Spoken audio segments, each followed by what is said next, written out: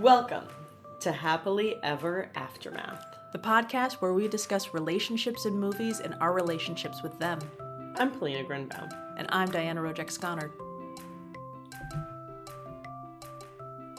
Hello. Hey, we're here. We are here. And we're talking about Better Off Dead.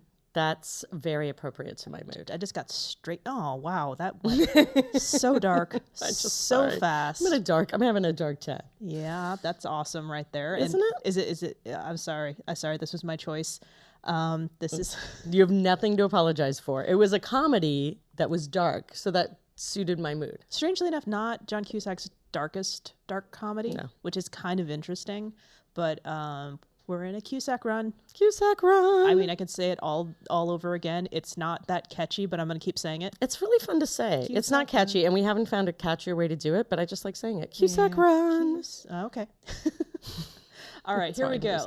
Let's see if we can figure this out here. So, Better Off Dead. Dang it. When you have to flip the tabs over. Better Off Dead is 1985. I was 2 when this movie came out. I was wondering about that. Yeah, I was definitely 2 years old when this movie came out. And here, from Amazon. This is actually I had the VHS copy of this. Ooh, do you still have the VHS copy? No, I gave up the VHS collection a while ago with my hopes and dreams of being buried in VHS. Oh, yeah. Actually, so did I tell you this? My father I probably told you the story, but my father collected VHS tapes. He's moved on a little bit, but when I go back, the bedroom that I stay in has all of my teenage furniture. They moved right before I went away to college, so it's not my childhood bedroom. But he removed all my books, and basically it's just all VHS tapes. And if there is an earthquake in New Jersey, I will actually be buried alive under VHS tapes if I'm visiting. You take my legacy. Yes. I will say this. This is not an idle fear of mine. No, Better Off Dead found a new home when I was still... I gave up the collection and that went away, resold to one of those places that would still accept VHS copies or possibly Goodwill. I don't remember. Okay. But I will say that I remember my parents had the VH copies of The Godfather 1, 2, and 3, and they disappeared, but it didn't make any sense because their VHS copies of other things are still in the house. But then when I went... What happened there? Well, when I went to Denver, I found them because Denver is where my parents are going to retire, and they have... they've sent their advanced... Well, they're going to spend their golden years rewatching The Godfather on VHS. Well, they spent my formative years watching The Godfather on VHS. I think it makes sense. I will probably return to all these movies. Oh, I just got so excited when I opened up the drawer and I'm like, oh, and like all of the good movies were in there, and I'm just like, oh, they left all the crap at home. That's nice. I like that they're planning for their golden years in a really lovely way. Yeah, but it got so real though that they were gonna leave me, and they were gonna be in Denver. And I don't want them. That's sad. I'm gonna get the opposite. They will all come to me. I hope. Please, Dad, even though I haven't told you about that I have a podcast, please just move to California already. Well, make it happen. Yeah. And Mom, of course. Well, that took a turn. Yes, that did. VHS copies. All right. Yeah, VHS copies. Let's not talk about that anymore. All right, 1985. Description, Better Off Dead. Thank you, Amazon. And the back of the VHS copy. After his girlfriend ditches him for a boorish ski jock, Lane, John Cusack, decides that suicide is the only answer. Editorial, it is not. No. This is me. This is not the back of the box. It is not. However, his increasingly inept attempts bring him only more agony and embarrassment. Filled with the wildest teen nightmares a family you can't help but identify with, and a host of wonderful comic characters, Savage Steve Holland's writing/directorial debut is a masterful look at those painfully funny teen years. Now, that is actually a very good description. It was first of all, I really liked it. I had so many problems with the other ones that I read saying, you know, after his girlfriend dumps him, I'm like, well, yeah, but then it's just like, in this dark, hilarious, I'm like, no, come back to me. This is not going well. And then something about, just obsessed with his girlfriend. I'm like, yes, but that was an interesting. Yeah, I really want to talk about the nature of his obsession with his girlfriend, because I had the same thing. I was like, in the very beginning when I was watching it for the most recent version for the podcast, I was watching it, and the first thing I thought was, oh, this is not funny.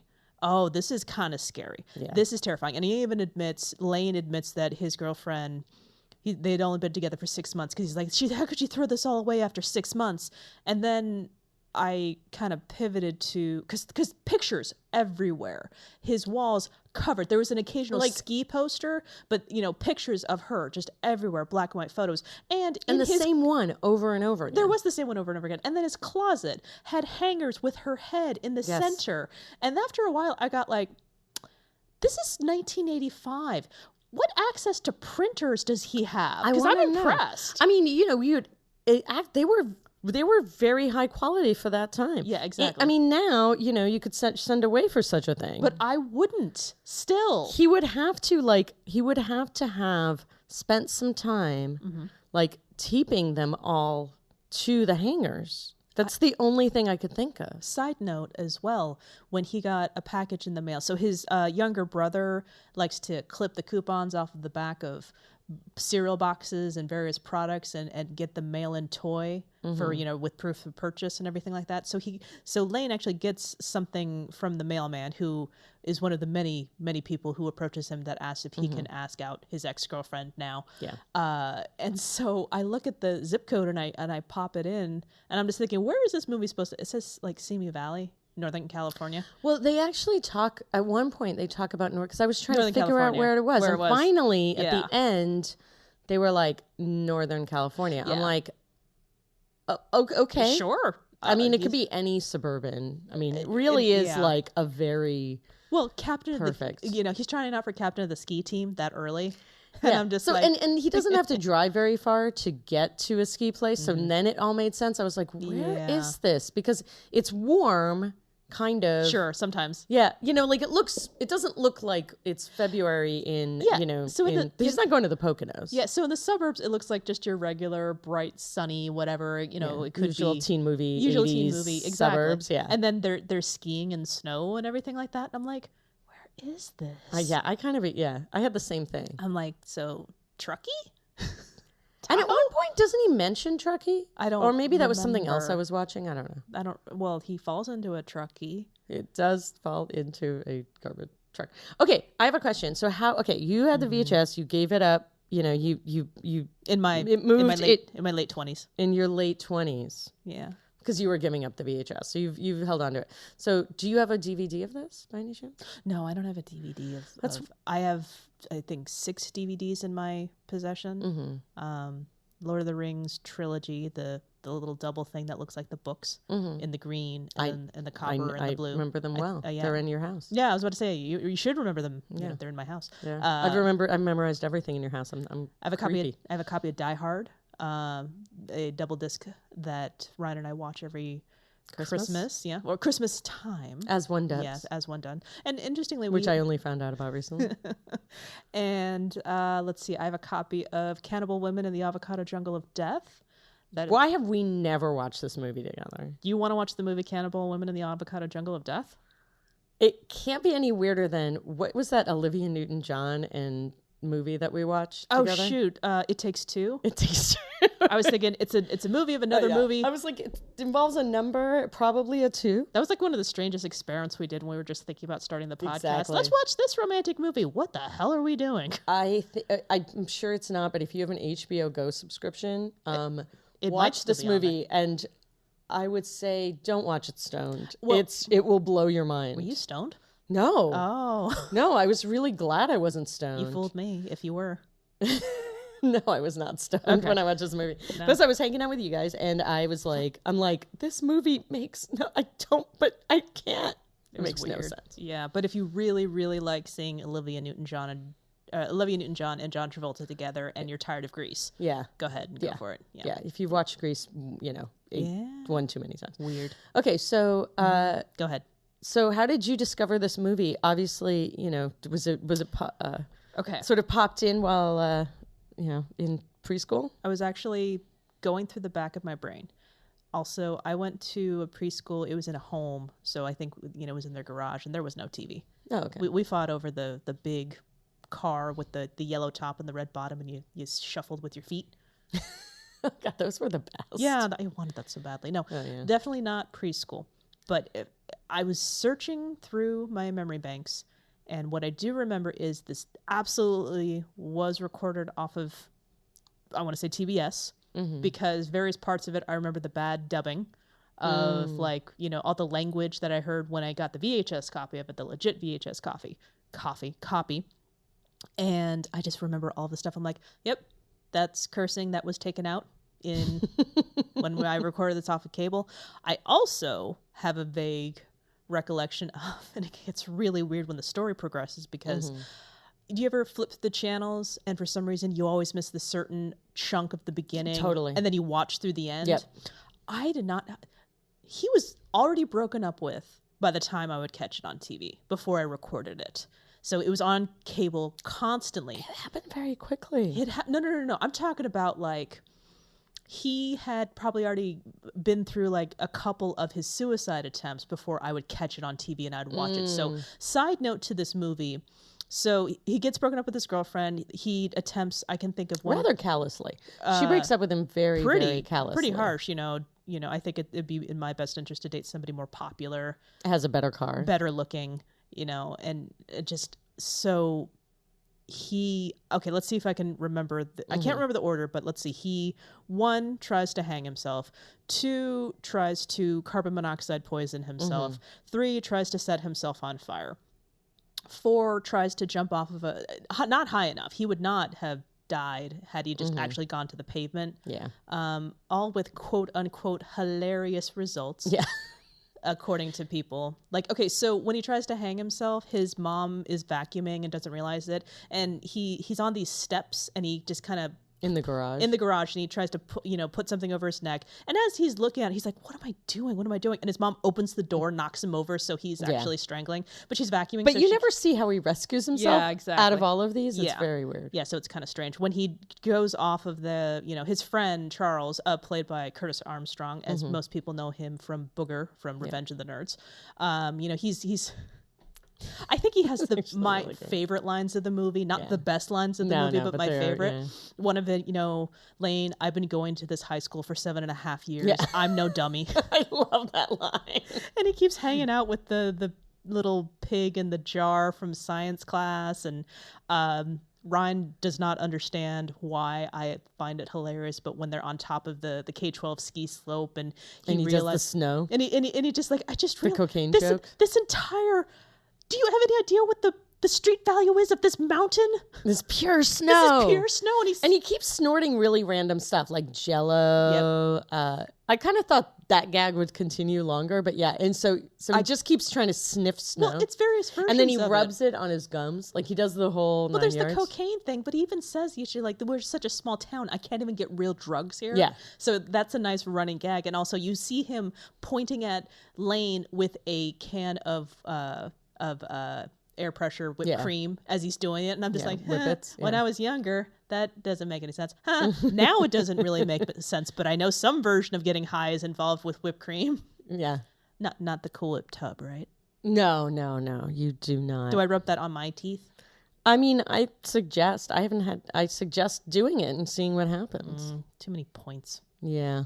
Okay. Maybe that's why you do it. It's so you don't. So you're just spreading the flavor. Bit. Yeah, you just get a little. But why your teeth? Yeah. I don't know. No. If anyone don't actually, I don't. No, we don't want to know. No, we don't. I don't need a new addiction. No, I don't. No, not that. I was about to say if anyone has any knowledge, but I can just Google that in a private window. That's true. We can just Google it ourselves. Okay. We're okay. So you've got Charles. Okay, so Lane is dumped, and ultimately his girlfriend goes out with the captain of the ski team. I don't even know how to describe him, but he's your basic stereotype jock guy. Yeah, he's got the feathered hair that all jock guys had in the 80s. And for some reason, he just kind of delights in humiliating Lane. It's just you already have the girl, but it's just one step beyond. Yeah, he's kind of a horrible person. And he kind of delights in humiliating everybody. Yeah, which is unfortunate. Although, again, Charles, Lane's friend, where oh God, what's his name? Roy. Roy is trying to humiliate Lane, and he's just like, for, New Year's Eve, you make sure she should probably shave before you kiss her goodnight. And Charles does not stop laughing at that. Clearly he's, drug-induced laughter, but at the same time, I get tickled every time, 5 minutes later in the movie, and he's still laughing about it, and he's just laughing and shaking his head at Roy, like, you shave it. It gets me every time. Yeah. Every damn time. And so the darkness of it, it's like, I know eventually a French foreign exchange student will appear in this movie, because this was my number one John Cusack movie. This was he is my watch on repeat. I want to watch him fall in love. I want to watch this because it was just amazing. But one of the things that never processed with me, especially with watching it after a certain part was already gone, and my regular tendencies to fast forward the parts that I don't was care my next about. question. How much did I fast forward? Well, here's something that's pretty important. He was already broken up with by the time I would catch on. Yeah. And so when I watched the movies, I would never watch them. They would just be on in the background, and I would ignore them. And if I had the tendency, or if I had the willpower to fast forward through certain things, I would as well. And there were absolutely pieces here. Anytime that Lane is humiliated, you better damn believe I was fast forwarding through that, because I do not want to watch him. It was it was harsh. Really, really and watching it head on. The on. structure was just so rough. And again, I just like, I was watching it, and I was just kind of in a sort of a sensitive place. But like, I was like, why are you so mean? Why are you so mean? I was just staring at this whole thing. I'm just like, oh my God. First of all, John Cusack. But it's funny. He totally expects him to be mean. Well, which made it kind of better. I'm watching this whole thing, and I'm just thinking, damn, John Cusack is so goofy and expressive, and it's just a nice little hint to his future roles of how he's goofy and he's more talented than he lets on, because he's in a movie with a claymation hamburger playing Van Halen. Yeah. And you can say that, and all of that was accurate. That was it. That was a hamburger playing Van Halen. And then the hamburger falls in love with another hamburger. That was beautiful. It was really lovely. So there was a moment of joy. So a couple of things. I did not realize that Lane was actually a proficient skier and a very good skier. Yes. So when watching the movie, God. I just thought, all he had to do was fall in love with this girl and he becomes an amazing skier. That's awesome. No, I didn't realize. You didn't see the beginning. Because I don't watch the beginning. Yeah, he's clearly. So later I realized, oh, no, she didn't teach him how to. Yeah, because all you have to go that way. Go really that way. Fast. Go that way really fast. When something gets in your way, turn. Yeah, exactly. So it's fairly good life advice. So that was something I didn't realize until my later years of watching this movie. Turns out, no, it wasn't about that. One of the things I also wrote down, which I thought was really great, is this. I love my montages. Oh yeah, I totally went in montage.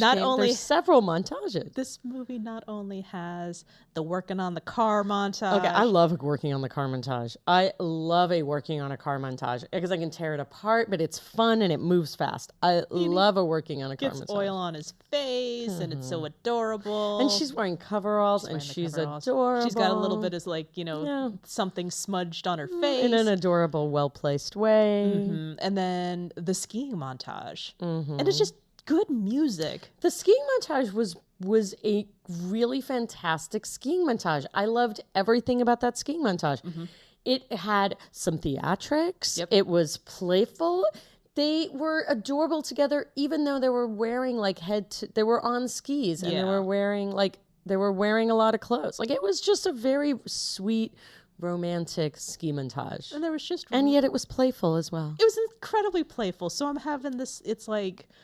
it's so adorable. It's just two people enjoying something that they each do well, and they're enjoying it together, and it's just great. And something that I think really matters, especially... here come the goosebumps again. If you go back to our episode High Fidelity, where Laura... the character Laura is talking to Rob, John Cusack's character, and saying, you're making something, you the critic. And I remember getting goosebumps hearing that as we rewatched it. In this particular movie, it's something that Monique says that I still use today. And I even say it with that accent, the French accent, all you need is a small taste of success and you'll find it suits you. And I use that. Oh, yeah. I use that to this day. No, you're right. When That I'm is with a great people. line. Because he's a good skier. He's goofy, but he's not this like... He's not a loser. He's not clumsy. No, He's not... He's like...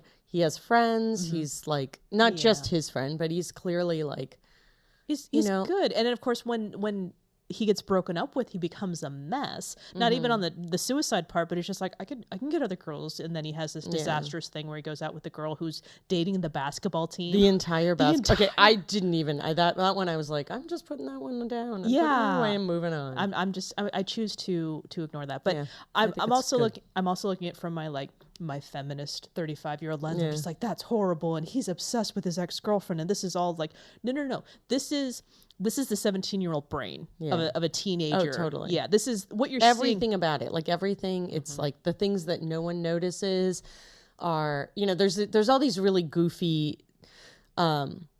sequences. Like there's all these things that are basically in his head. It's sort of the surreal sense of humor. Yeah. It's a little absurdist, and it's so he just he'll sort of like go into his own head and just start imagining things, and then you see them on screen. Sure. And they are so they really do a good job of encapsulating the kind of this feeling of constant humiliation that you feel as a teenager where but you think everyone's looking at you, but really they're probably not. And I'm going to apologize to our listeners in advance for the pieces that I'm missing because I'm just rattling off as I go. Problematic pieces. 1, his little brother picking up a book that says how to pick up trashy women. Oh my God! And then they come to his room later. Yeah, and he has an entire room full of women in there in like negligees and things like that. Yeah, and he's like creepy. 2, the teacher approaching Lane asking if he could ask Beth out. Creepy. Yeah.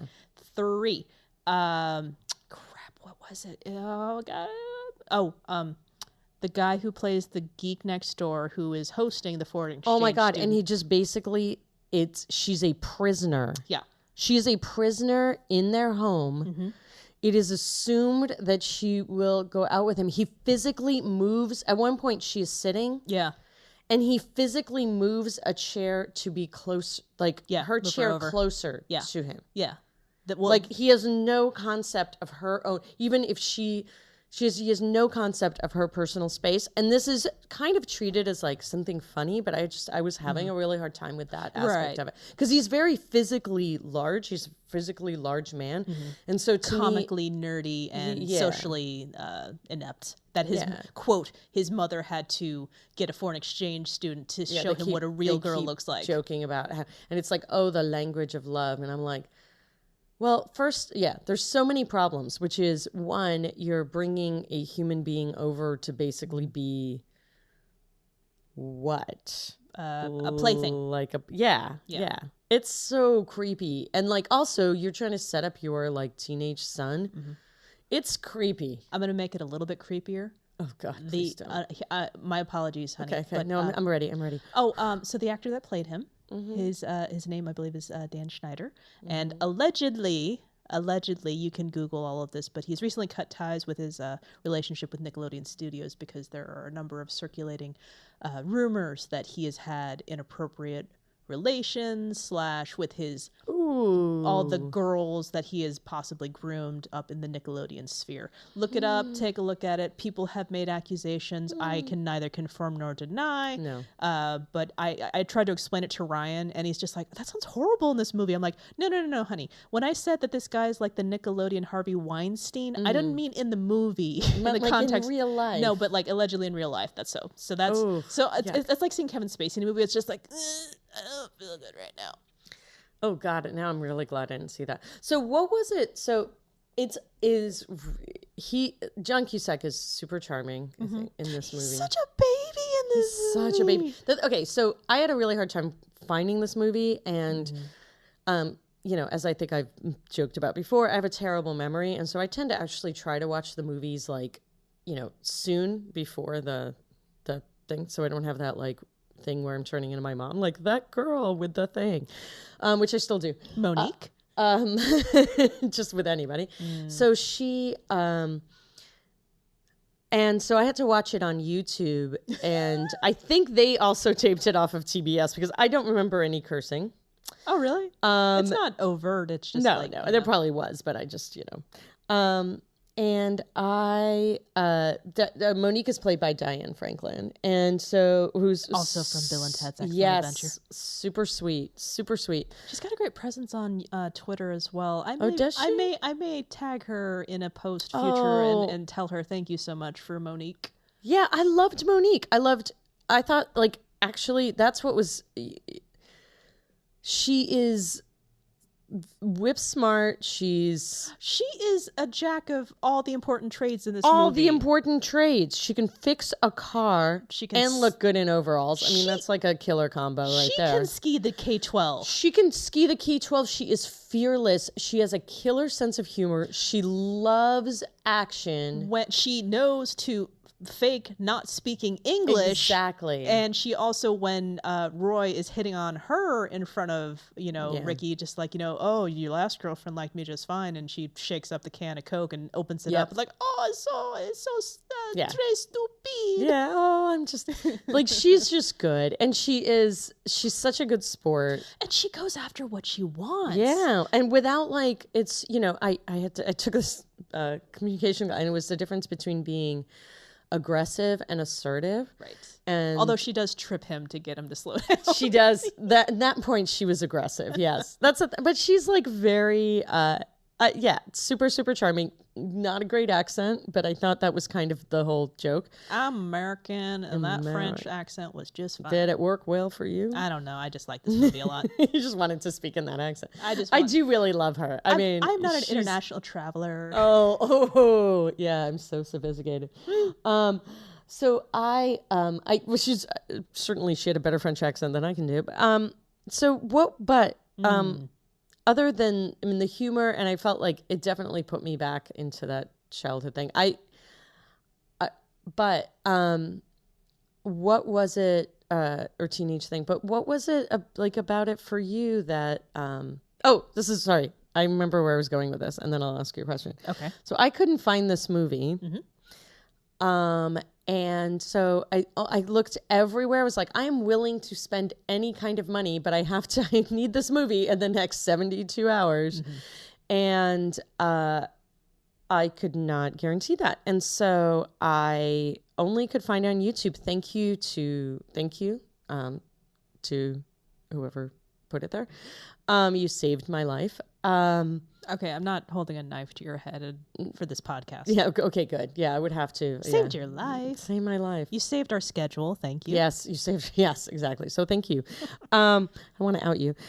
So I couldn't find it. So I watched it, and it was not like the greatest copy. So I felt like it was definitely, I don't feel like maybe I caught all the facial expressions of John Cusack. So I'm like, I started looking this up. This movie used to be on Netflix. I think it used to be elsewhere. Where did this movie go? Like, what kind of weird rights? This is a movie that's a cult classic. Mm-hmm. Where did it go? It's very possible that because John Cusack hated this movie, he is using his Cusack prowess to get it buried. It might be, but I doubt it highly. I don't think you can bury this movie. Everybody knows about it. I'm surprised that I don't have more of a relationship with this movie. It kind of... If in the past, so was this the first time you've ever seen it? Yeah, I actually got it confused with another movie, but I never saw it. Like One Crazy Summer? Yeah, I think I got it confused. Well, same director. Same director. Yeah. I don't know the real reason why it's so difficult to get a hold of this movie. Because it used to be on everything. Right. I kept finding where to watch on Surprising. Did you ever hear anyone scream, "I want my $2"? Oh yeah, no, okay. That's the thing. It's one of those movies that you know about, but never watch. Oh, okay. Especially if you're my age, because it was like kind of the sweet spot for a lot of teenagers. Right. Okay, so how did you? So I just want to say, how did I get it there? Yeah. Well, without just seeing it there, I want to say, because I don't think I had control of the remote control when it came out. So flipping through, I want to give credit to my brother Patrick for stopping while he was channel flipping and being like, having this is what we want to watch. Not even, well, no, it was just there, because a lot of the time, youngest of 4, I would just be walking through one TV among all of us. And so I would just be walking through. It's what is on, and I'll just sit there and watch, know. I have memories of just wandering through, once again, The Godfather. Godfather's on, just wandering through, and, as I have memories of just bits and pieces of it, and the first time I ever watched it, I could recite an entire scene, even though it's the first time I'd ever sat down to watch it all the way through, because I would always come in during the exact same parts. I don't know why. So I give, even though my memory is not solid, I give my brother Pat credit for this movie. Go Patrick. Yeah, go some more. He's awesome. He is awesome. I think if I've mentioned, his emails are like a source of joy. But what was it about this movie for you that, like, I mean, it's a funny movie. John Cusack is adorable. So cute in it. He's so young. But again, I watched it on YouTube, so maybe there's more lines to his face that I just were pixelated. I don't know what the lines are. I think it's just I like, for some reason, most of the movies there's always a conflict. So of course this conflict, he was dumped, and my first thing was like, why would you dump him? He's first of all, he's the center of the movie, so of course he's amazing. He's not cruel like this jerk face that you're dating now. And then it's just, now as I watch it, I think I had a hard time defining the whole idea of, celebrity crush and stuff like that, because with every movie that I would see, it would be most likely John Cusack, and it would be John Cusack as he's trying to get over one person, or as he's falling in love with someone else. So it's just like, well, no, I'm not supposed to have a crush on him because he's meant for Monique. He's meant for, Diane. He's meant for, eventually Julia Roberts and, America's Sweethearts. Did you, who's the character that you most related to? Like, that was you when you would rewatch this movie. Oh, there's no relating to people in this movie. There's no really, well, there's, okay. Even Lane? No, absolutely not. I'm a mess, but I'm not that expressive, or I was about, school and accomplishments. He opened up his notebook in that fantastic, I assume math/philosophy/ I can't figure it out class was so that he great. was in. And I was listening to everything he was saying too. And I'm just like, yep, those are words. I'm understanding what he's saying, yet they do not make sense. And it was just so funny. No, that's another one of which was actually pretty. I mean, that was so great, because he's basically having this like math/philosophy, and every single person's like hanging on his every word, and of course he's really confused. And I think that was the first time too that I realized, like, oh, this movie, like, it's kind of.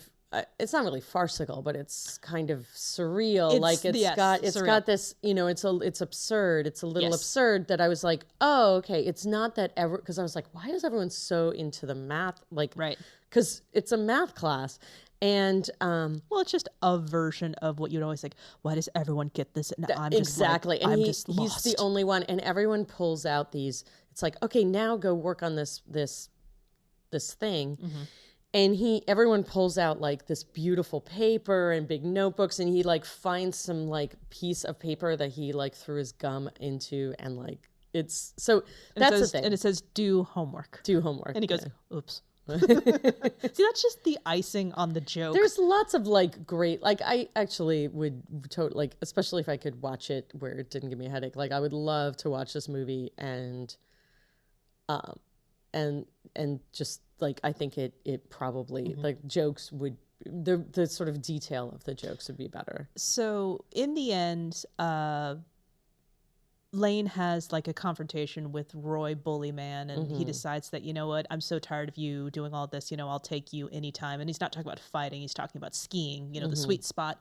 So there's a competition of them skiing the K-12 that apparently Roy's a legend for being able to complete. And, you know, with the help of his confidence booster Monique, he's able to do it because they were practicing earlier and he was being chased by the crazy paper boy who, you know, I want my $2. There is, actually, no, that comes afterwards, but his ski is broken. So he ends up skiing the K-12 on one ski, which is kind of amazing. And even the score playing in the background of just like, you know, like the sport I love montages. And so just watching him beat it. And it's, and the stunt doubles, I want to give a shout out to the skiing stunt doubles. Oh, yeah, he did the entire K-12 on one leg. Ski. And also because part of his costume is that he has these welding goggles the whole time, and that's what he skis with.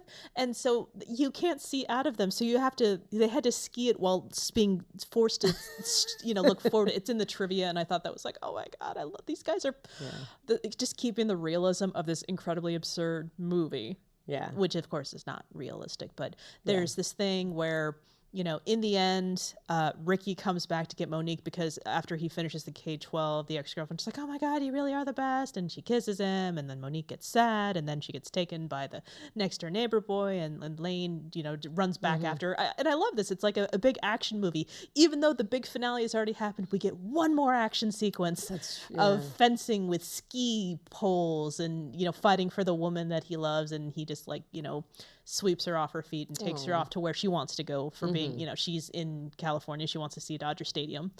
Yes. Yeah. Oh, I love that when they were in Dodger Stadium. It's just so sweet. And and she can throw a softball. She's a fan of baseball. What else? Of baseball. It was apples. We only saw her throw apples. I don't know why I think it's a softball.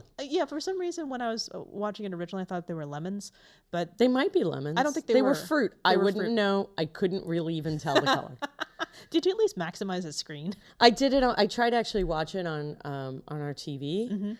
And did that make it worse? It made it so much worse. But I was like, I can't watch it. I mean, I should have just watched it on my phone, but I ended up watching it on an iPad. So at least, but it was like that was about as much as I can do. But it's still worth it. It's still really fun. What's really rough about this movie is that I loved it more than Say Anything because I got to say anything late, as I've said before. Yeah. What's rough is that the poster selection for this is limited, especially back when I was younger. You know, at best you could buy something off of eBay. And of course, for Say Anything, there was the amazing, he's got the boom box over his head with Peter Gabriel lyrics above there in black and white photo. And he's got the car there as well. And I'm just like, well, I can get the VHS cover copy of a poster that might be like an 8x10 glossy, or I can just get John Cusack on my wall and call it a day. I hope you picked the second. Well, I did have that poster up, but I also felt like a poser, so it was behind a door. Yeah, so my John Cusack with his boombox Peter Gabriel lyrics was facing my Legolas from Lord of the Rings behind the door. That was bought by both of my brothers for Christmas as kind of a gag because I did have a Legolas phase, and I'm wondering if it's because I wonder if Legolas is responsible. Which came first, my tall, light-eyed, pale husband or Orlando Bloom? I'm not going to weigh in on that for obvious reasons. Did I get a crush on Orlando Bloom because I was dating Ryan, or did I date Ryan because I had a crush on Orlando Bloom? I can't answer that for you. Why not? I just asked a question and it makes sense. I know, but it's awkward because what if I answer the wrong thing and Ryan gets mad at me? And I really like Ryan. I'm pretty sure he's not going to get mad at you. Okay. He's mad at me right now for for even mentioning this. No, not even that. No, I just assume he's mad at me right now. Why not? Why not? Okay. My husband's probably he's just tired of me, I think. No. Thank you, sweetie. So is it? I'm very easily susceptible to music. Oh, that was great. Okay, so what do you think is going to happen? Oh, no. When did they fall in love? When did they fall in love? Jesus. Sorry. No, they didn't. No. It's sweet. It's the high school devastated by one thing, find the girl. It's beautifully put together because of this movie that, you know, kind of highlights, you know, with the montages of I mean, I feel like almost like it's all sort of set dressing. No, it's great because they come together. Yeah. When do they come together? Well, at the end of the movie. Because they did stuff together. They barely kissed each other until like the last scene. In fact, needs to be more. In fact, when they fell over skiing together and it was really, really cute, they were about to kiss and they got interrupted. So they didn't get to kiss until the very, very last scene. And I think that's really cute, but also so chaste for my young self. That's true. Like they kind of, they got interrupted because he's got to go to the race. I mean, you are the person who fast forward through any, you know, racy scene in Two of a Kind. No, he's got a race. No racy scenes. He's got a race. It's the exciting kind. Yeah. I was thinking that they don't really kiss. No, until the end. And the saxophone. then it's sweet. He's got his saxophone in Dodger Stadium on the Camaro that they built together. And he's actually a really good saxophone player. He's pretty good. Yeah. That was like a surprising, really delightful thing. I thought so. But no, they didn't fall in love with each other. They have a very nice high school romance. And I'm going to call it at that because, you know, she clearly liked him and went for him. But this is going to sound funny, she's too sophisticated to fall in love with him while she's on her extended student exchange. You think so? Trip. Why is she too? Well, this kind of falls into my what happens after. If you want me to answer. that okay. now. I don't want to. No. I don't think she fell in love with him. I think she's just like this one. I don't want this one. I want to take this, you know, particular guy. He's down on his luck. Not he's down on his luck, but he's like this one. I think I want to date this one. I think like she saw him. Yep. She was in a terrible situation that they make jokes about, but like I think it was like a terrible situation. I realize it's just supposed to be funny, but yeah. And what you just told me doesn't make it any easier. No, it's good. I need to know these things, and actually, it makes me feel like less of a wimp because I was like, you know, sometimes Sean always, and I'm sure that's, I mean, you do too. Is like, I tend to take things a little too literally sometimes. You can't take this movie literally. You cannot. He Frankenstein's a hamburger to life. Or did you not see that? Or is it way too pixelated and he was just kind of... No. Was he dancing around a blob? No, it actually was very good. Even in high def, he was dancing around a blob. The weird... yeah, I mean, the food literally moves when it's not supposed to. That is mother, which we haven't even gotten to. But okay. So, I think she sees him. I think she does develop an enormous crush on him, and she wasn't alone. No. How could she not? And I think she. I mean, I don't know if it's love. They're teenagers. I'm gonna say they fall in love later, but I think she definitely has a like first sight thing because I remember when like she sees him, yep, and she's probably like, why can't I be at that house? Yep. I totally think he's gonna fall. I mean, he clearly falls in love very quickly, so I think that he will. But like, also, I mean, she is so. Like, she's so capable and so much fun. Like, she's so much fun. I wouldn't even be surprised if she spoke like 2 or 3 more languages. She probably does. Right. I mean, she can do almost anything. And the thing is, she just instantly just gets him. She knows exactly how to break into his thing, his like sort of weird, obsessive, you know, place. She just knows him. And I think, I agree with you. I don't think you see them fall in love. I think it's a sweet, crushy thing. And they're buddies. But I just think, like, there's nobody else in that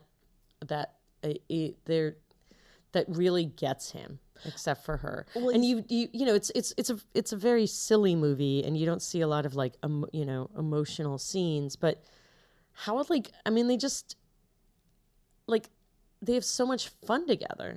And he's also able to let down the barriers so easily because he assumes that she can't understand what he says. Yeah. So it's just like, babbling about this and babbling about that. And who cares if he looks like an idiot because you don't know. And he actually like tries to, he understands what she's going through too. A little bit. Yeah. I mean, once he gets kind of out of shell, he's very sweet and polite. And sure. Anyway. Yeah. He's a nice young man. He is a nice young man with an eccentric family. And, I understand that. And also, shout out to his mom, played by Kim Darby, who's also in the other movie we talked about, Teen Wolf 2. Like, it's actually the whole thing is so funny, but so poignant and so, like, she's just clearly like, I don't know if she's depressed or medicated or something, but she's this weird cooking. It's not like she plays it that it's not just a one-off. It's like there's a kind of a cry for help quality to the whole thing. But it's also really sweet as well. But it's that she's such a sweet mom. Like, so I just think Kim Darby like was spot on in this thing, because otherwise you'd just be like, who's this weirdo? Yeah. And it's like, oh, she's the weird disconnected mom. But the way everyone tiptoes around her, clearly there's more there. And it's just so well played. Did she really call Perrier Peru? She did. Okay. When I was younger, I'm just like, why do I get the feeling that she says Peru? But that doesn't sound right. Yeah, I think I read it later. So she says something. I thought, she says, we're eating Peru. We're drinking Peru. First, we have French fries. Oh, my God. Then, actually, that wasn't next, but like French bread. So I don't know. I mean, yeah. So what do you think is going to happen? As sad as it makes me. First of all, I want to know how the hell they got into Dodger Stadium. I know. So there's that first part. Second, there's a lot that needs unpacking. How long did it take to get to Dodger Stadium in that Camaro? How many tanks of gas? I used to drive a Camaro. Did you? I had really? My first car was a Camaro from my parents. Oh my God. It made me I'm so jealous. It made me look way cooler than I actually was. Yeah, it's a Camaro. Vroom did not have air conditioning, so that sucked. Oh, that's bad. And I'll even be in honest, Northern California. Even if it made me cool for like the 6 months that I had it, I traded it for a Honda, and I haven't looked back. Literally, I still drive that Honda today. Really? I'm going to run that thing into the ground. Oh, we're going to run ours. And that is a 97 Honda Civic. Ours is a 99 Honda Accord. And I there's something about that car. I do miss, like, the vroom. I miss the vroom. I do want to have like just like a joyride, another joyride. I definitely, I don't drive currently. I have driven. I drove a lot. Mm-hmm. I used to drive in New York City for work, very briefly. And there's no vroom in New York City. There is no vroom, but I also used to drive in the open roads, playing, well, I did play some Bruce Springsteen, but usually it was Joshua Tree. I was imagining you album. In a club, like on an instrument playing Bruce Springsteen. Oh, wow. I don't know why my brain went there. That's a weirdly strange place. I don't think I would have done that because I was probably too embarrassed about my love for Bruce Springsteen. But, you have to love Bruce Springsteen when you're from New Jersey. It's a law. Back to the High Fidelity episode. But yeah, exactly. So but I used to love driving in the country. I used to love just going. But my car was a Chevy Citation. That sounds like a punishment. It really felt like one. My parents basically gave it to me. They're like, go ahead, drive. They got it for nothing. And they were like, drive it into the ground. And I'm like, challenge accepted. Challenge accepted. Wow. Mark and Tanya. All right. So my apologies for that. Yeah, sorry. That just went. We went on a Chevy tangent. That could be a car. A Chevy Tangent. Chevy Tangent, yeah. The official car of Happily Ever Aftermath, the Chevy Tangent. Okay. So here's what makes me sad, and I'm hoping that having an amazing car, Lane, is consolation. I think that, of course, Monique has to go back to where she goes back to where she lives. I don't think I can't remember if they even tell you which part of France she's from. Doesn't matter. France. It's all the same place. France. Yeah. France. And I think what's going to happen is They're going to exchange letters. There's not the same technology to keep in touch. Yes. And 1985, we could not IM each other. And I get the feeling, and this is what breaks my heart, is that she's too sophisticated for him, and they're gonna break up. They're gonna sophistication. She's too sophisticated. Okay, first of all, again, this person is fully capable. She is. Granted, she's still young, but again, she goes after what she wants. She is a competent skier. She can fix cars. She can speak multiple languages. She's a Dodgers fan. I don't know what that means, but I decided to throw it into the list. She's got a killer, she's got a good pitch. She can read people to where she knows how to play her advantages of like, oh, I don't speak English, but she's able to, let it out when she wants to. And for some reason, just again, I think this is my American non-exceptionalism coming out, where she has all these qualities, and she's from France, so she's sophisticated. France equals sophisticated. Therefore, she's going to go back. She's going to have more culture. She's going to have more people, and she's too good for him. I think that's just my second go around. And I think that's really strange, because he's a goofball, but at the same time, he is risen because of her. And when she leaves, he's going to have more confidence, and he's going to go off in the world a better person. Yeah. But, but they're not going to be together, and that's the hard part, because the connection is just not there. She's not going to move to Northern California to be with him. I don't get that. He's not going to move to France to be with her, and they're not going to meet somewhere in the middle. So I think it's going to come to its natural break a bit after. There will be letters involved, and if possible, but not. International travel is not that easy. She had to come through an exchange program. So I think they're going to break up through letters. He's going to go off to college, and he's going to pick up some girls that are going to love that Camaro. And they're not going to be as good as Monique, but eventually it's hard. I mean, that's a lot of skill set. She has ruined him for at least a good couple of years. And she's got a French accent. Also, her hair is fantastic. The hair is really good. Even when it's like under the cap, it's still really great. It's actually the cutest under the cap. In my brain, it's like she's too good for him, and so it's not going to be like a hard breakup situation, but she's going to be like, well, we can't sustain this, so they're going to agree to break up, and then she's going to go off and just continue to be more sophisticated. And he's, like I said, he's going to go off to college, pick up some chicks, and then they're going to go their separate ways. I'm not even sure where their futures will be, because at that age, it's hard to really establish yourself. He's going to embarrass himself less in front of other girls. But he's going to find a nice somebody who will be a better cook than his mom. He's just going to learn to cook. Oh my God. He's going to learn to cook. I just love that when he has the nice evening out with Monique, he gives her the TV dinner. I got this for Christmas. Yeah. Oh God, the Christmas. Yeah, that's when I was like, oh my God, cry for help. When his mom gives everyone Christmas dinners and no one's like, what is happening? They're like, oh, thanks. Like trying to make her feel better. It's like, it's real aardvark fur. Yeah. It's just the jacket she gives her husband. Oh my God, yes. Oh. And he's like, okay, yeah. It has raisins in it. You like raisins. What about you? What do you think? Wow, it's funny. I don't know if I actually agree. I mean, whether she's too sophisticated, I think that I think that there's not even, I think that they're not even in a headspace I think she's going to go back at the end of the year. And or term, whatever or it counts term as, and it'll be like, I think they will stay friends. I think they will be pen pals for a long time. Until you move, you get in your 20s and you move all the time, and then it's harder. I think that I think she's really goofy. Like, she's a goofy woman, and I think she which is like a really good thing, but I think she probably also has trouble fitting in.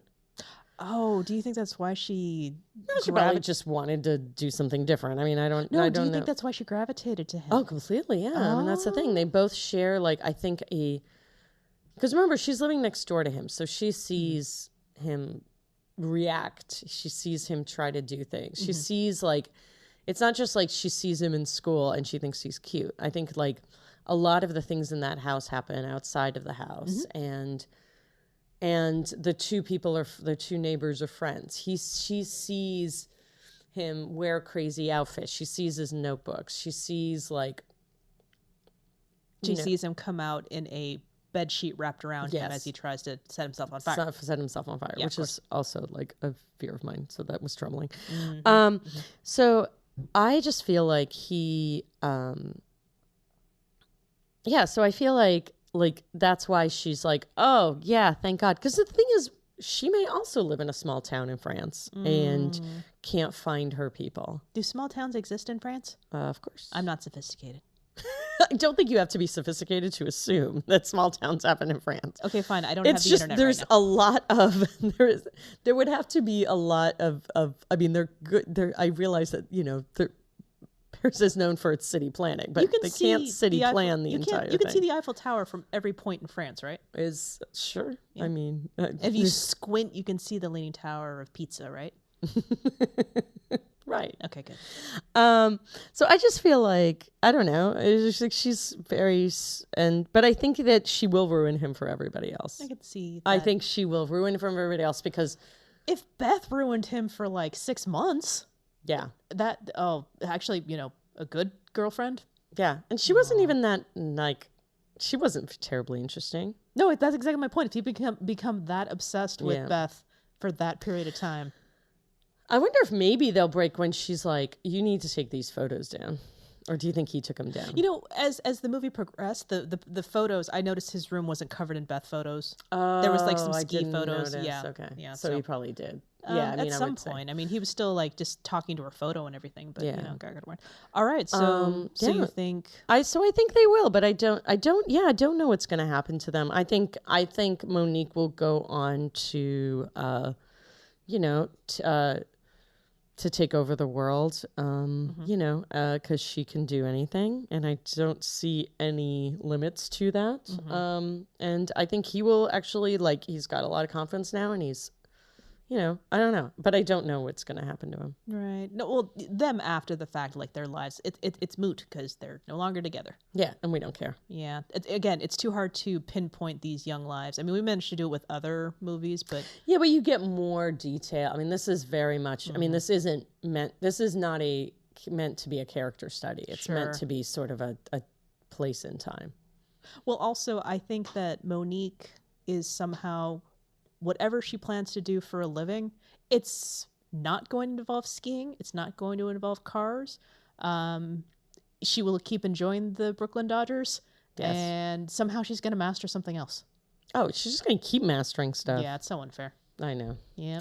I can't do any of those things. I used to be better at fixing cars, but now I forget. I also make TV dinners. I can't even do that. I'm terrible at my microwave. Yeah. So there it is. Better off dead. I do cook better than the mom, though.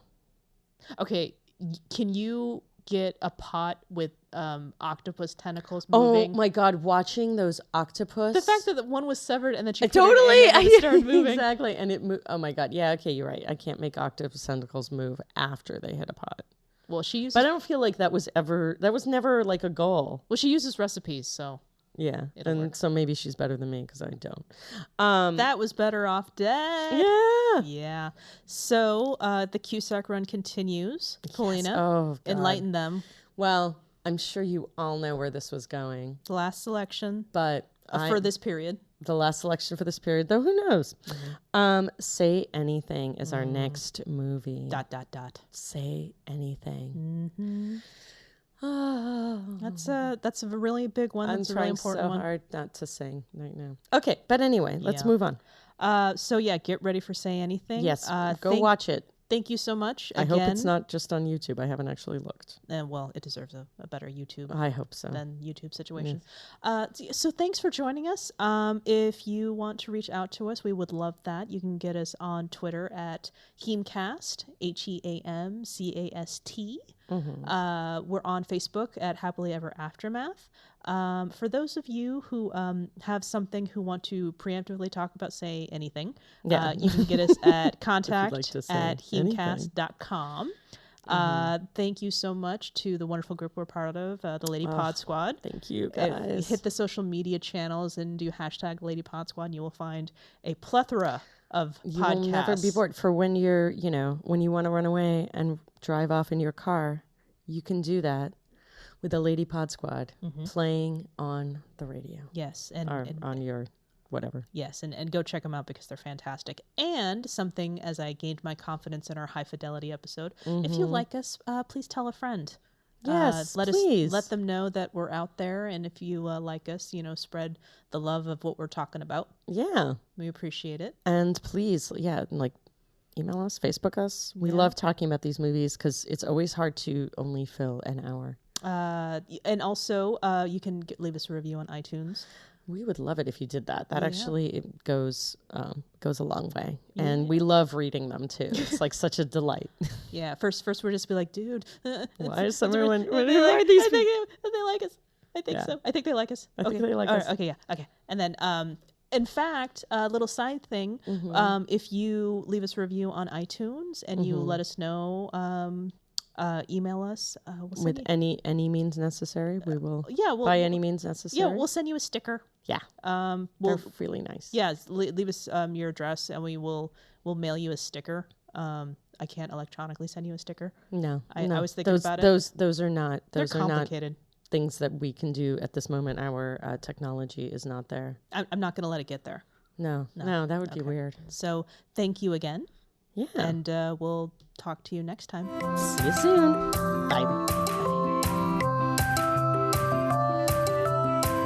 I'm Nicole Finari. And I'm Stacey Moore. And we're the hosts of Movies That Matter, the podcast about recent films going above and beyond the call of box office returns to boldly explore a social issue affecting people's lives. Nothing's off limits. From art house films to action blockbusters to animated kids movies, every film has something to say, whether we like it or not. Check out Movies That Matter on iTunes or wherever you get your podcasts, because movies matter. And so do you.